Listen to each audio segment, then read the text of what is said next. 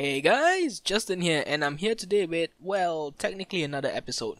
So, I just posted the video of me doing the Trident farm, but in that video, I was supposed to come back from time to time and show what my progress was, and I never did. I actually forgot that I didn't do that. So, what I'm gonna do is I'm gonna explain in this short little video, and I'm gonna be jumping between this the SMP, right? I'm in the actual Mindful SMP world and my creative world that I have this set up as well. But you know what? Let's jump over there first, and then I'll come back here and explain the changes I did to get this farm working a little bit better compared to what I had in the single player testing. So be right back. Alright guys, so I'm over in the testing world, and this is set up. The seed is the world is exactly the same, but essentially you can transplant this actual build anywhere you want it to be. Now the farm works that it is basically above oh my god, the fishes, above a river biome. Now I'm not gonna go down below, I'm just gonna go up to make it simple. Oh, my creative flying is so slow. Alright, let me get all the way up. But before I head up, essentially all it is just flowing water all the way down to level 202, 202, 203. And that's where the drown spawn. I think there's some down there. Yep, there's one traveling right now into the bottom bit. And right now there's no... Oh, yep, wait. He just spawned. So he spawned in there. So drowns can spawn in flowing water. Same with salmon. Because for some reason, I'm only getting salmon here. I think that's what can spawn in river biomes. Anyway, up here I have the outline. So this granite is the outline of the ring. The ring, everything inside the ring is river biome. So all of these slabs here is all river biome. So let's get F3 up. So you can see as I'm walking, all of these are river biomes. Now I did, like, some of these will show river, like over here. Even though it's granite, it is river. But I just didn't want to have so many of these, like, going out this way and then coming back in. So I made it as straight as possible. So straight, river, come in a bit more, river, then all the way. So basically you just want to get as much river biome as possible, because drowns will not spawn in any other biome except for oceans, any type of the oceans and rivers. Because that's what you want. That's what you want. Even though down here, you can see the outline. Let's go. Yeah, that's better. You can see the outline. This all counts as plains biome. You have to be careful. Just because there's water doesn't mean it's a river biome. Same with all of these. These counts as plains biome. They're not rivers. Well, they are not rivers, but you get what I mean. They're basically still the plains biome. And sometimes some rivers as well.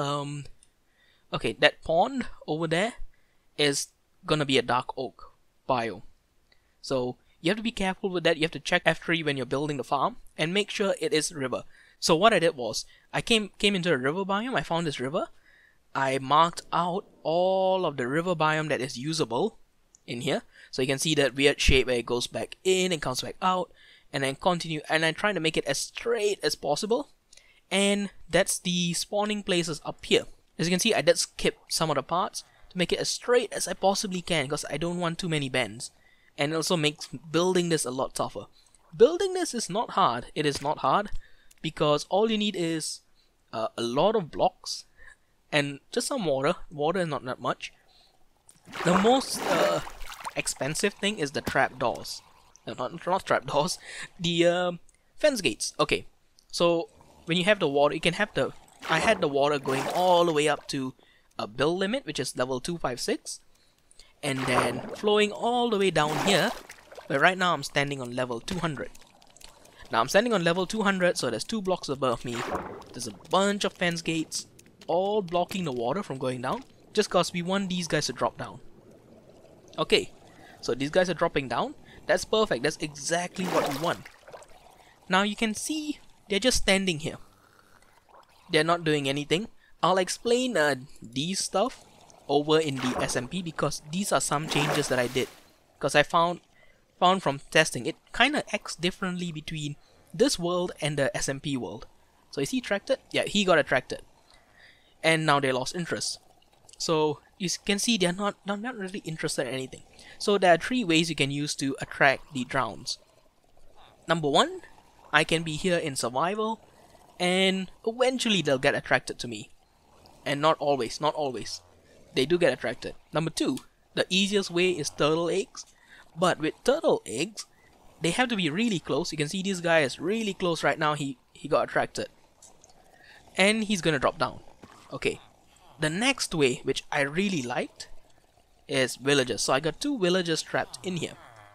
Now you can see they're still not attracted to the villager. What you need to do is come here, place a bucket of water, and instantly all of them are attracted. Because the AI of the drown is kind of messed up, and they only can detect when mobs are in water. I don't know why, but apparently that's how it is. You can see all of them are attracted. All of them are just streaming down, all down below into the catching area. And I did put water down here because I want to be AFK in water, just so they're attracted. So let's go with, I'm gonna take the sword with normal looting. Okay, wait. Yeah. So this sword only has extra sharpness, extra unbreaking, sweeping edge that's default, and looting tree default. So sharpness so I can kill it faster, and unbreaking just cause I don't want this to break. So looting is default and everything else is default. So just come here, swipe, and you get a bunch of XP from this as well. And I think I spent half an hour at one point and I got these 3 tridents. So it is much more efficient compared to, well, trying to get these guys on your own. Because from experience, it is actually kind of hard to get. You must be really lucky to get a trident to drop easily. And even when a drown spawns, there's only like a 0 point something % chance, 0.12 or something around that number, that these guys would spawn with a trident. So even then, the amount of drowns you have to kill to get a trident is really low. Well, I mean, no, the amount of drowns you need to kill to get a trident is really high. Because let's go to statistics, mobs, and I have killed 454. So 454 drowned, and I have only gotten 4 tridents. Yeah, 4 tridents. So 4 tridents with 454 drowned. Now, that's not too bad, but that means I killed 100 drowned per trident. Yeah, so yeah, this is a long process, even with the farm. Now, I think I've covered all the things in this design, this current one. So let's hop over back into the SMP, and I'll explain some changes I had to do, which you can see over there, what's happening. You can see over there. So let's hop into the SMP and I'll be right back. Okay guys, so I'm over in the SMP, well, a download of the SMP world, and you can see there's slight difference as well. I had to build up here, so all of these can be ignored. I have a nether portal here, otherwise the main design is about the same.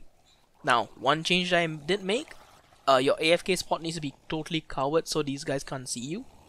You don't really want them to see you, but standing in the water when you're killing them will help to help them target you a bit easily.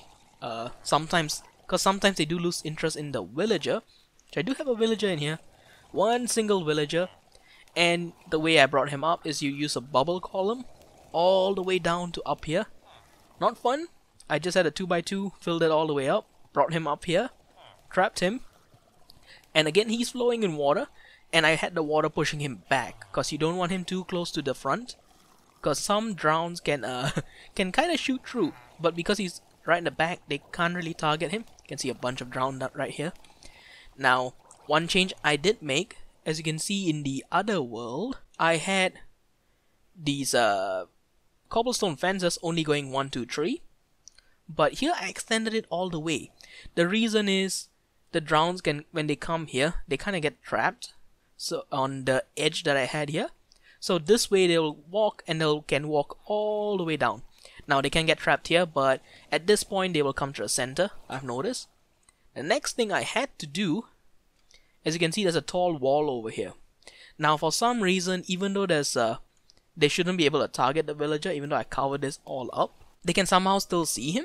So having this wall kind of stops them, and they will eventually just drop down and come here. So that's 2 changes I had to make. Another one is I just made this this thing over here a lot wider, just to make sure. If I go F3, okay, my light level is right now 15 0. Now I come all the way in here, all the way just before I touch the water, it's already 0. Okay, in the water it's totally 0. That way I get the maximum amount of spawns in here. And another thing I had to do is, down there you can see some torches, because I was getting a little bit of spawns from some creepers and all. So I thought, you know what, just light it up just to be safe, and that way I get the maximum amount of drowns, and I can kill a lot. And yeah, I've gotten a lot of tridents, Anyway guys, I hope this helps to explain what's happening here. If you guys have any questions about how the farm works, let me know, cause I might have missed some stuff. There's some things that seems easy to me, but might not be for you guys. So let me know and I'll try and explain it as best as I can. Hope you guys enjoyed this, and I'll see you guys next time. Bye bye.